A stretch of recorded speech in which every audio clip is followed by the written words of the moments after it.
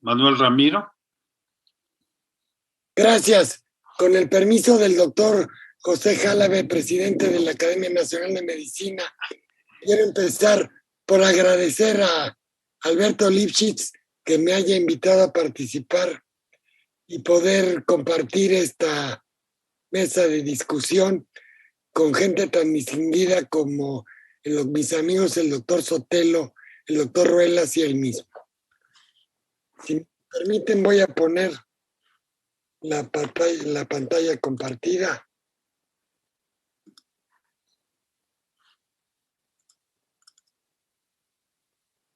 No sale. Sí, ahí está. Ahí está.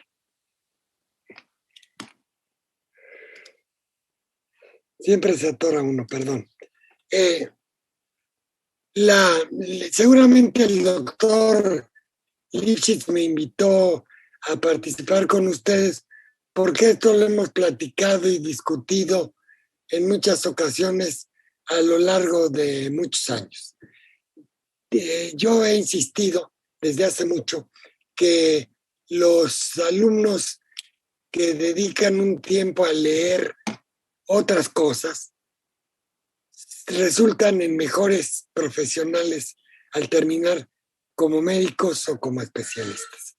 Mi interés en este momento es compartir con ustedes esta inquietud y tratar de que la mayoría esté de acuerdo conmigo.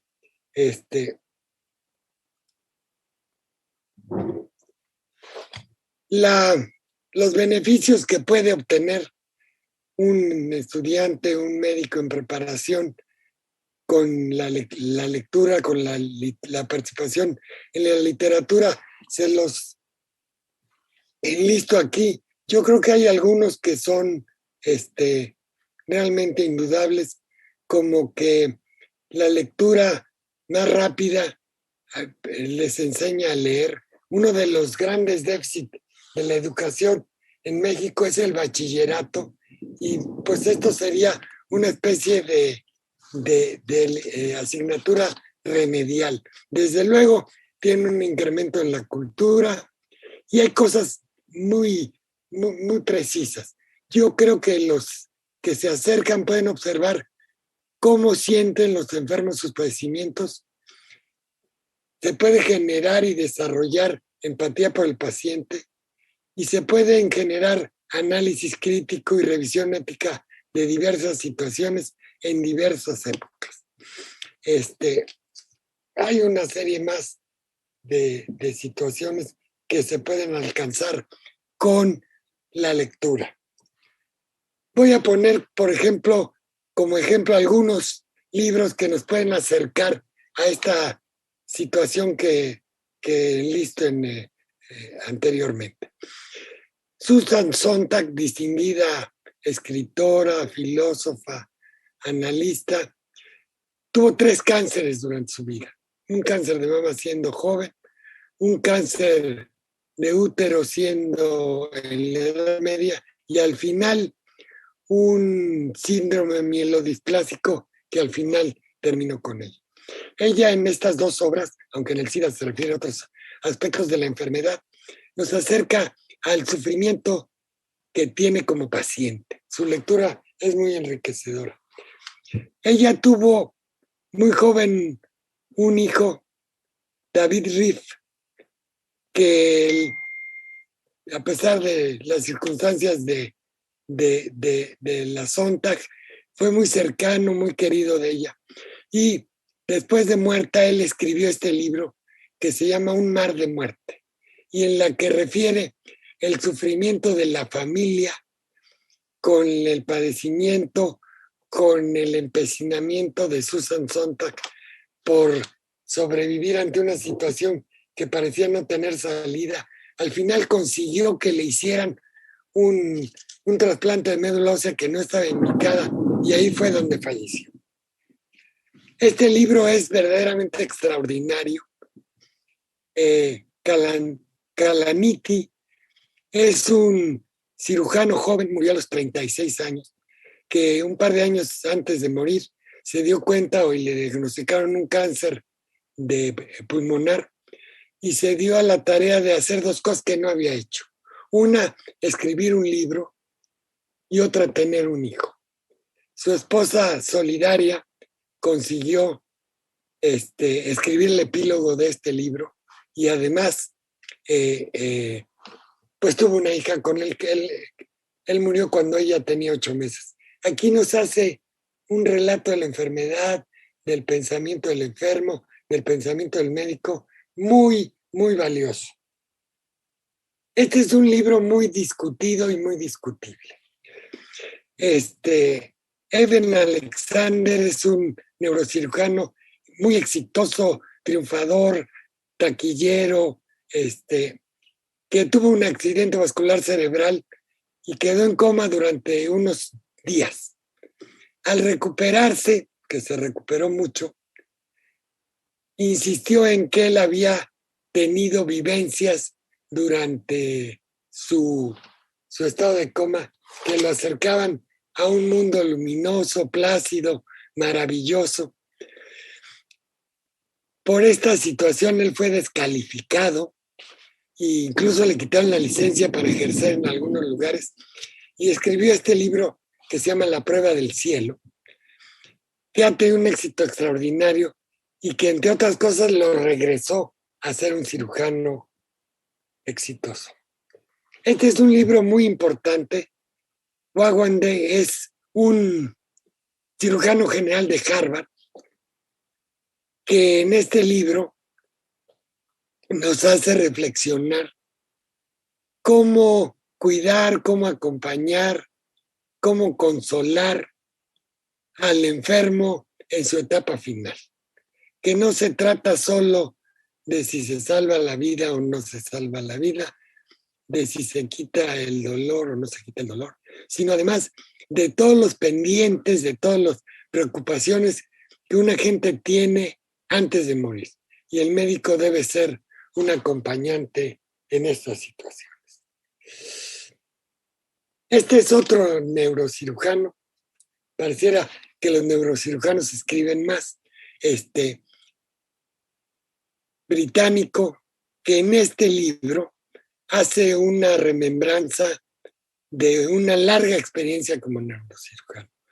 Con una gran verdad nos relata sus preocupaciones, sus triunfos, sus fracasos, sus angustias a lo largo de más de 30 años de ejercicio como neurocirujano. Es un libro extraordinariamente valioso para los médicos que ejercemos y que pronto dejaremos de ejercer. Les voy a presentar unas cosas de la literatura común, no escrita por los médicos, y les voy a presentar unas cosas de Benito Pérez Galdós. En Fortunata y Jacinta está este párrafo en donde uno de los personajes secundarios de la obra, Maxi, tiene migraña. Maxi es al que casan con Fortunata para que Fortunata tenga una hija del personaje central. Bueno, si ustedes se toman un minuto y leen un trozo de este párrafo, se van a dar cuenta que es muy difícil encontrar una descripción más clara, más precisa, más sustancial de una crisis de migraña con pródromos, con aura. Entonces uno encuentra en obras como esta cuadros clínicos de la época, pero que siguen siendo muy valiosos. Por cierto, si ustedes ven el último renglón, lo único que había para las crisis de migraña era el Laudane. Emilia Pardo Bazán, en las dos fotos los pongo juntos a Pérez Galdós y Pardo Bazán porque son contemporáneos. Su obra es parecida. Fueron amigos, novios y amantes. Entonces, por eso los pongo juntos. La obra de Emilia Pardo Bazán tiene tantas referencias a la medicina que esta es la tesis de doctorado de una alumna de sociología que escribió y en la que encontró una cantidad de referencias a la medicina y la enfermedad en las novelas de la Pardo Bazán tremendas. Este libro me hizo favor de traérmelo de España Alberto Lipschitz hace unos años. Los médicos mexicanos, hay muchos médicos mexicanos que han escrito. Yo me voy a referir nada más a un par de ellos. Uno español es un neurólogo muy distinguido, miembro de la Academia Nacional de Medicina, que al principio escribió algunos ensayos relacionados con las neurociencias, pero después se ha decantado por la ficción y es un extraordinario escritor. Yo creo que Fata Morgana, de las primeras de sus obras, es una de las más grandes. Luego me voy a referir a un gran personaje, el doctor González Cruzí, patólogo mexicano que se fue temprano a Estados Unidos, hizo una larga carrera en Chicago como patólogo infantil y bueno, y ahora escribe una gran cantidad de ensayos sobre el hombre, su conducta, la sociedad, incluso su vida erótica. Es un extraordinario escritor que leerlo nos enriquece para conocernos y conocer a nuestros semejantes. Un personaje fuera de serie es Crichton, médico de Harvard, hizo la carrera un poco a traspiés porque desde el principio quería ser escritor y logró grandes obras. Una es Jurassic Park, que la tiene ahí en su torre de libros, y su última obra es Next, que es la primera historia que es un thriller genético. Es una ficción acerca del robo, el uso, la transgresión con el material genético. En los años 60 y 70, en Estados Unidos, surgió una corriente para incluir a la literatura como parte de las currículas de la carrera de médico. Hubo una serie de impedimentos que no lo consiguieron, pero finalmente a partir de los fines de los 70 hay varias escuelas que tienen una materia que se refiere a esto de la literatura y la medicina.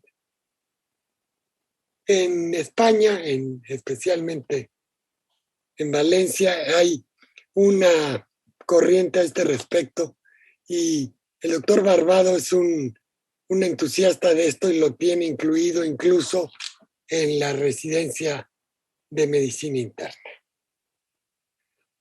Yo he sido siempre un convencido de que los médicos, los pacientes que leen, resultan al final mejor. Lo he hecho durante toda mi carrera pues no como profesor, sino como acompañante de los residentes. Incluso con muchos de ellos teníamos reuniones en el propio hospital, dedicándole 1 o 2 horas a la semana a comentar libros ligados o no a la medicina. Y estoy convencido que aquellos que me siguieron en esta corriente al final son mejores que los que no lo hicieron. Hace muchos años se creó la Facultad de Medicina, creó un tutelaje, una tutoría, y a mí hicieron favor de designarme tutor de los alumnos NUCES en aquella época. Llegó uno conmigo muy, muy brillante, empezamos a reunirnos. Yo dije, ¿qué mal le digo si toda la mañana está en el hospital, etcétera?